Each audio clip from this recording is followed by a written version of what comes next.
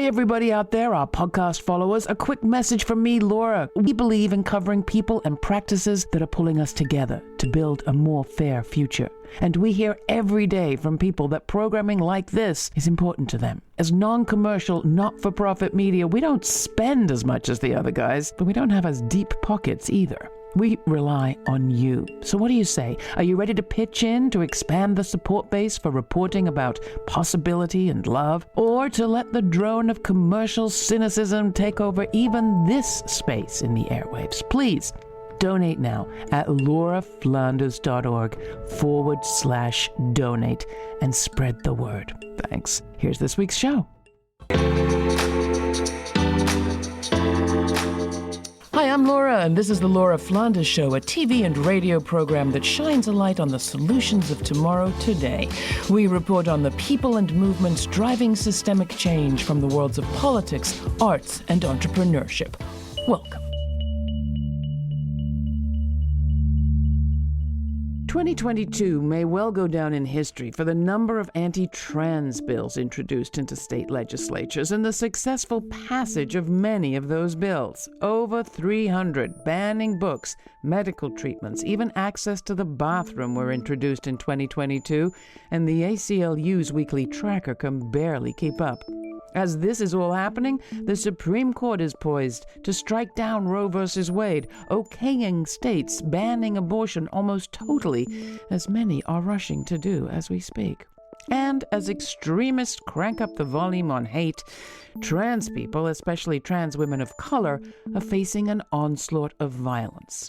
Today's guest is the producer of a podcast miniseries called The Anti-Trans Hate Machine, a plot against equality, which traces the people and the money that got us to this place. She is Imara Jones, the creator of TransLash Media, a cross-platform journalism, personal storytelling, and narrative project which seeks to shift the culture, create empathy, and save lives.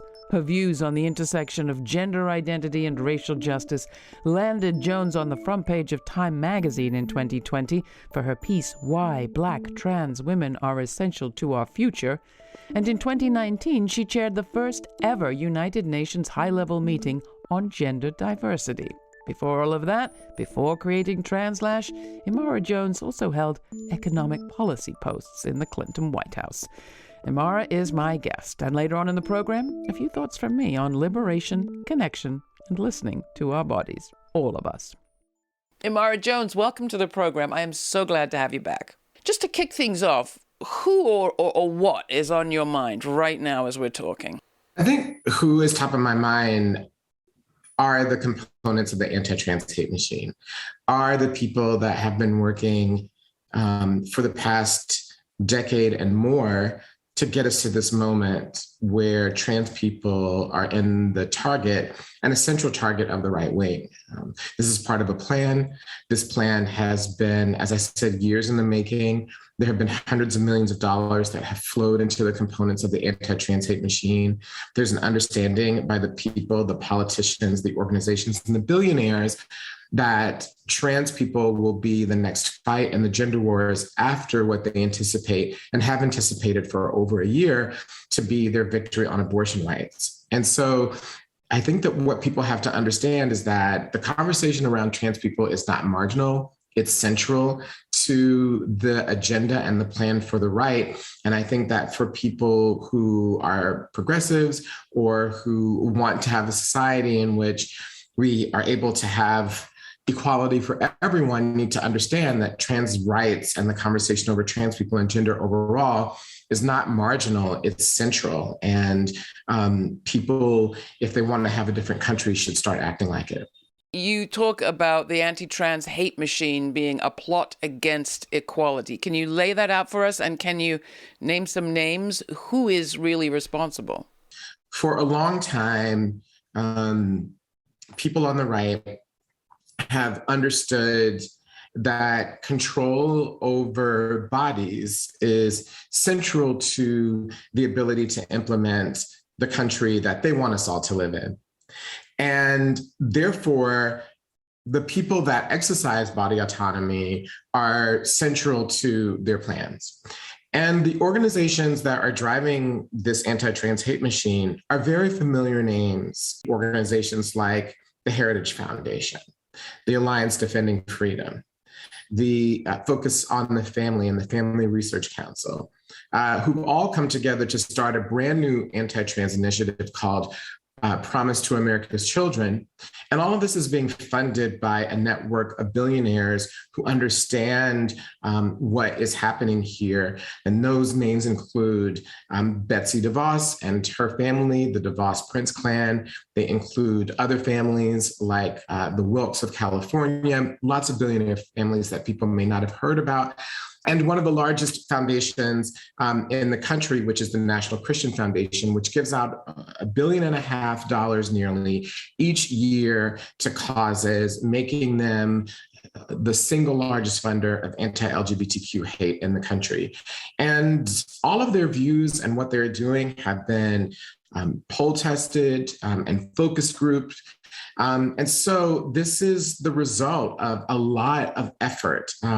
And there's an entire part of the Heritage Foundation called the DeVos Center, named after Betsy DeVos's father-in-law, who was a font and has been a font of anti-trans legislation and governing. And the people who ran that were moved into the Trump administration, which was really the beginning of institutionalizing and then thinking about how to turn the government against trans people. So we have money, we have nonprofit organizations, we have government and institutional capture within officialdom. We have focus groups and the ability to be able to think about messaging. And all of those things have been brought together to bring us to this moment. It's a very, very intricate, well thought out, overlapping enterprise. Our country is rooted in genocidal violence against Native Americans, in slavery, control of bodies, enforced motherhood. So it's in some ways not surprising that we're still dealing with these things. But why do the folks that you've mentioned care so much? And why is this such a cutting edge for them right now? Because they built an entire operation that is mobilized around the issue of gender for abortion rights. And there's an understanding on them that in order to continue to have people mobilized with respect to money and voters and grassroots energy and organization, that they're going to have to give them something new to do. And that something new to do is to focus on trans people. For example, we're already seeing doctors that treat trans people being targeted just like abortion doctors. That's a new thing that just happened, just started this year. And they are seeing how that plays out, the impact of that. And if that works in certain places, then it's going to be expanded. It's not going to be limited. And so I think that that's one thing. And the second thing is that they have a very clear view of the type of country that they're building, and it is built upon control. And a fundamental part of control is the control of people's bodies. If you're going to institute a certain vision for them, that means control over people's bodies. And so trans people are a fundamental threat to that view of the world, which is why they're so focused on it, which is why they care about it so much. And it is a deeply held belief. I think that people need to understand that the motivation to target, impartially may be cynical and smart, but these are deeply held beliefs that people are willing to fight for and that they have put hundreds of millions of dollars behind and countless hours and energy thinking about. You're speaking to a theme that has run through so much of our programming already this year. Early in the year, we spoke with Suzanne Farr and Beth Ritchie, then the right-wing researcher Lisa Graves, and just a few weeks ago, Congressman Jamie Raskin. They all talked about this sort of extremist push for control and against democracy. Do you agree that there are also links to the insurrection of January 6th and the effort to strike back voting rights? One of the fastest growing areas of hate that people are not focused on, but which is of ever-growing concern, is this intersection between white nationalist groups and their growing obsession over gender and gender identity. They see it as central to the white nationalist enterprise, again, rooted in body autonomy. And there are already some intersections between the Proud Boys, for example, and those who are focused on trans people and gender identity, and even more links as you delve deeper into the dark corners of the internet. So this is a growing problem. And I have an unfortunate feeling in my gut that we will at some point see this turn violent. We know, for example, in the most recent shooting in Texas, that within hours of the shooter being identified, that their photograph was doctored to make them appear as if they were a person who was trans, therefore linking to the obsession on the right with trans people somehow being involved in harming children. And that lie was repeated the very next day after that shooting by a GOP congressman. And those photographs first appeared on 4chan, which we know was instrumental to the Buffalo shooters' radicalization and the plans that they executed. So I think that there are clearly darker clouds on the horizon with these links between people who are obsessed with the violent overthrow of our government to implement a white nationalist ideology and their focus on trans people and trans communities. I hate to do it so bluntly, but what grade would you give our sort of movement resistance so far? And I don't just mean the LGBTQ plus movement, but all those who claim to be defenders of democracy and supporters of rights in this country. An F. It's not even a question. The failure to grasp these links, the failure to understand the components of what are happening on the right, the failure to understand the energy, the focus, the money, the coordination, the drive. And as I tell people all the time, if you're just now beginning to focus on the intersection of trans people and growing far-right ideology and its impact on the rest of us, then you are already 10 years and hundreds of millions of dollars behind the right. So if you're just starting to think about it, you're already at a tremendous deficit. So I think it's an F. This is the Laura Flanders Show. I'm Laura. My guest is activist, economist, and award-winning journalist Imara Jones. She's the founder and CEO of TransLash Media, a cross-platform journalism investigative and narrative project, which seeks to shift the culture and save lives. Imara Jones is also the producer of the podcast miniseries, The Anti-Trans Hate Machine, a plot against equality, which details the forces driving the anti-trans backlash in the U.S.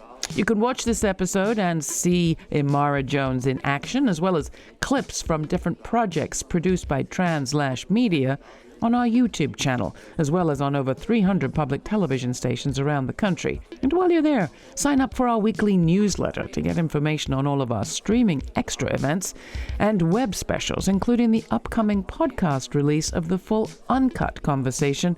And lastly, you can find my last interview with Imara Jones and more of our LGBTQ coverage in our archives, which are kind of great to explore as we enter Pride Month. Check it all out at lauraflanders.org.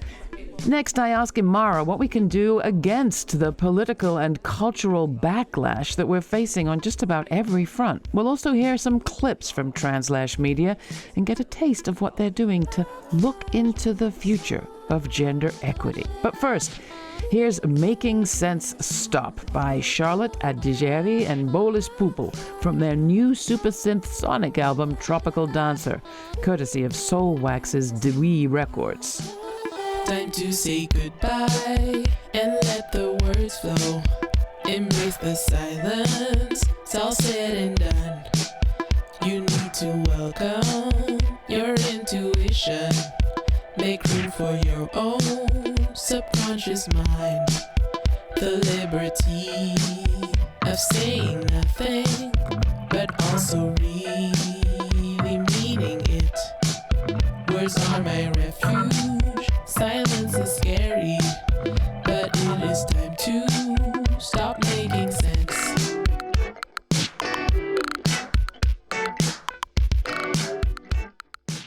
So what do we do? I mean, I know that your project, TransLash Media, is a part of what do we do. There's a culture piece and there's the political piece. And we often say that culture precedes policy change, but it seems like they are going in divergent directions. How do you see your platform functioning in this moment? I think that what we need to realize is that there's a tremendous battle. And I think that you're right. I think organizationally, we work on sort of hard-edged investigative political reporting. And then we have a part that's focused on culture change. And so as an organization, that's what we focus on at TransLash and all that we do, kind of both of those things, understanding, as you say, how they interlock and work together.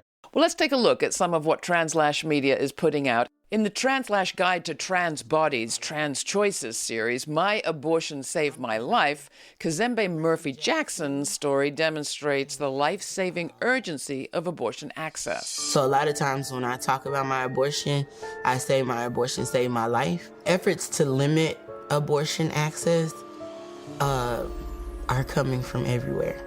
I think it's important to include trans and queer and non-binary folks in the conversations about abortion access. One, because inside of the trans community, there's not a lot of talk about abortions or uteruses, especially once people have gone through like a medical transition. They don't want to talk about the past. And I feel like because there are other people other than women that get abortions, there needs to be people telling their stories, because stories have power. Here's a clip from The Future of Trans. In this documentary, Imara shares her childhood and interviews trans activists, introducing audiences to gender non-conforming communities and people all across the country, and highlighting national leaders, too. I grew up in Atlanta as a boy, even though I always knew that I was a girl.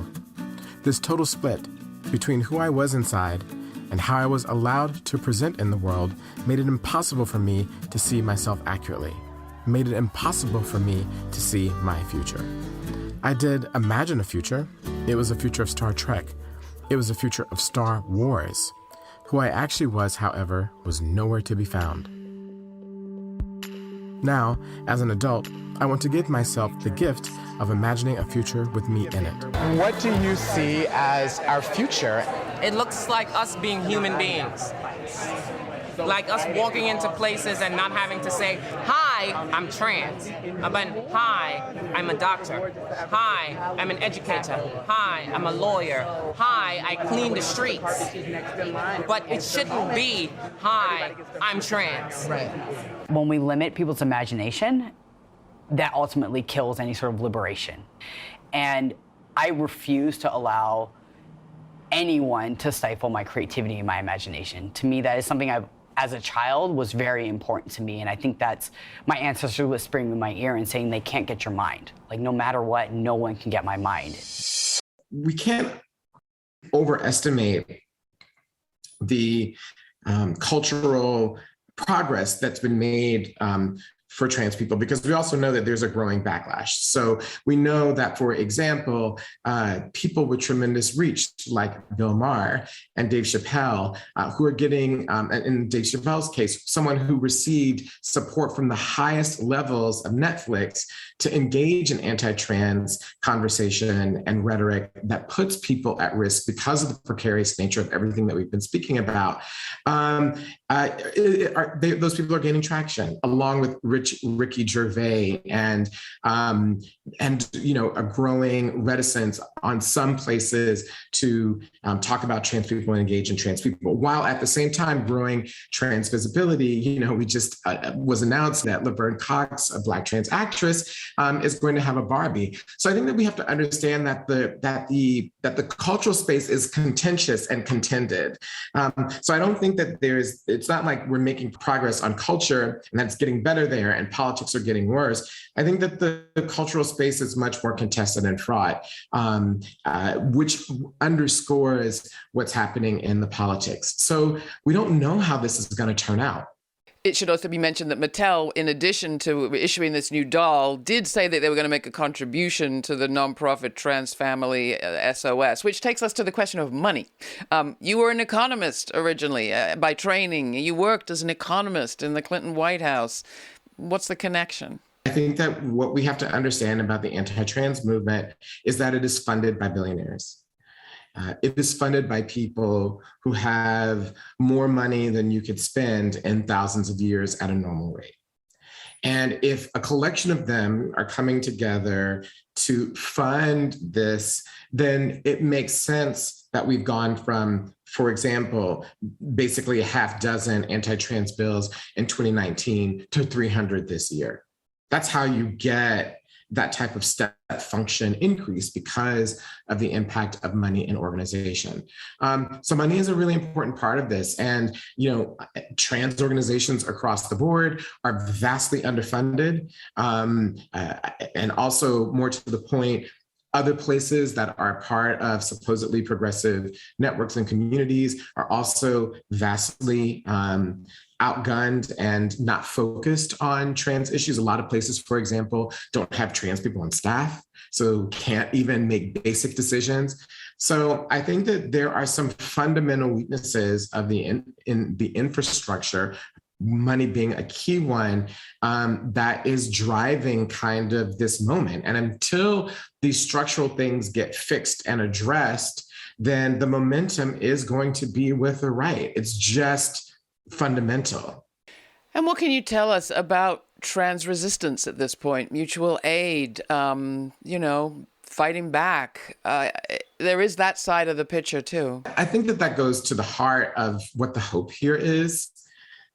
For me, when you were saying, what can we do? I think that this is a part of it, is to find the local people that are fighting this. So for example, Tent in Texas is a very small group. I think there are 4 full-time people for a trans organization that's supposed to be helping to stem the tide statewide that needs help. And that's replicated across the board. So there are trans organizations, as you say, fighting back. There are mutual aid societies that are figuring out ways to get medication and support for trans people who need gender affirming care, and in places where that's becoming harder, helping those people travel to places where they can get that care. There is a growing understanding on trans legal organizations to begin to lean more into this fight and battle. I also want to say that also a part of the hope are trans youth. As I tell people all the time, sometimes the only thing that's standing between our community and total disaster are trans youth and their families who decide that they're going to speak up and speak out. And I'm talking about people who are as young as 12, 13, 14, 17, who get together with their families and go to hearings and decide that they're going to speak out, or they decide to organize rallies. And it's their voices that in some cases have been able to halt this legislation. So I think the seeds of hope are there. They need to be watered and they need to be helped. How do you advise people that feel exasperated, frustrated, or just plain old depressed in this moment at this state of play? We live in a consumer transactional culture where if things don't happen immediately or in a short period of time, it's somehow seen as a failure, or we get frustrated or we get distracted.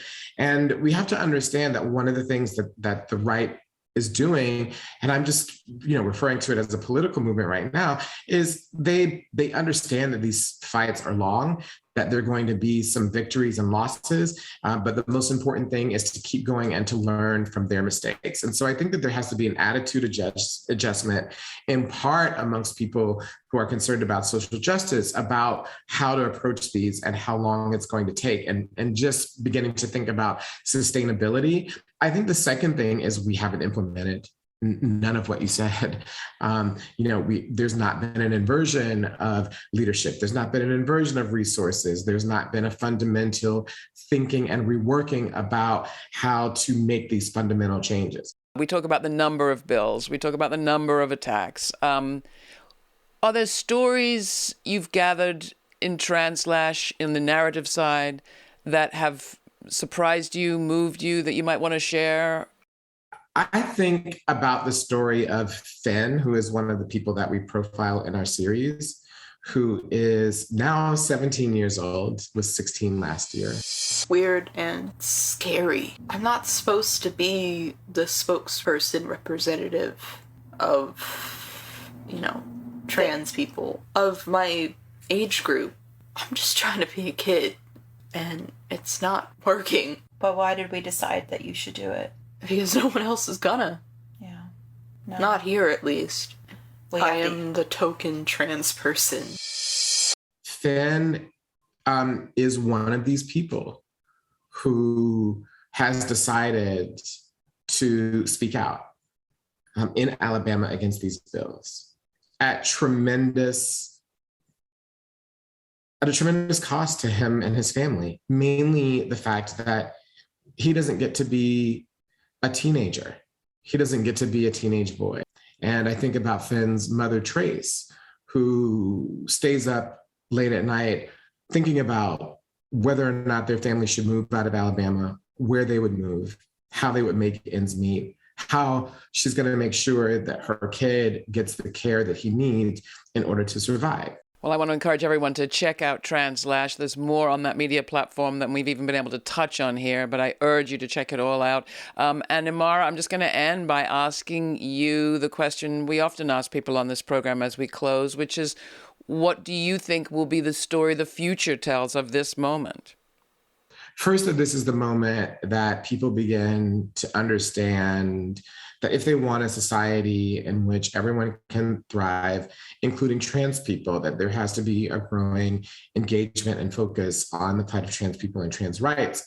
I think, secondly, the thing that I hope is the case is that all of the ideation that trans people are now focused on in terms of thinking about our futures and thinking about a future and a world that works for everyone, that all of that energy and visioning and work comes into full realization. If those two things are able to be fully realized, then it's going to be a bright future for everyone. I love to think of that bright future, and our bodies will be a part of it. Don't forget, we can't have a bright future without our bodies, people. Bodies are the first sight of liberation. Bodies are the first sight of liberation. What does it really mean to say that our bodies are the first sight of liberation? Well, I don't know about you, but it's been a while since I really spent a moment to hear what my body had to say. So this LGBTQ plus Pride Month, I wish you and me time to sit under a tree, by a beach, to feel that connection and to hear the body's needs and wants and desires. What would we change about how we live if we were really to pay attention? What would we change, perhaps, about society? The Buddhists would call it reconnecting with our Buddha selves. Marx would say it's breaking out of alienation. Whether you call it liberation or connection, I wish you pride.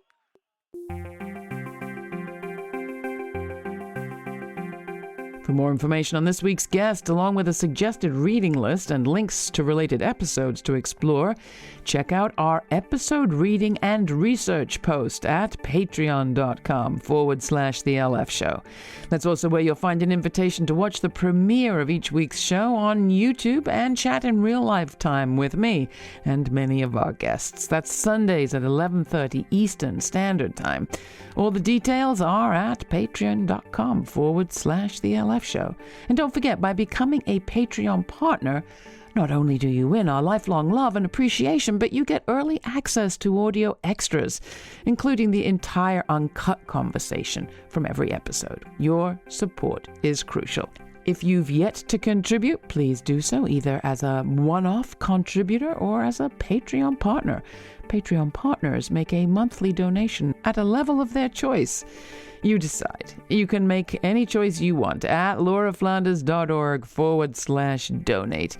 And no matter what you do, thanks for listening and for checking out our program. Please don't forget to share it with your friends. And if you're liking what you're hearing, give us a rating in Apple Podcasts or wherever it is you get this podcast.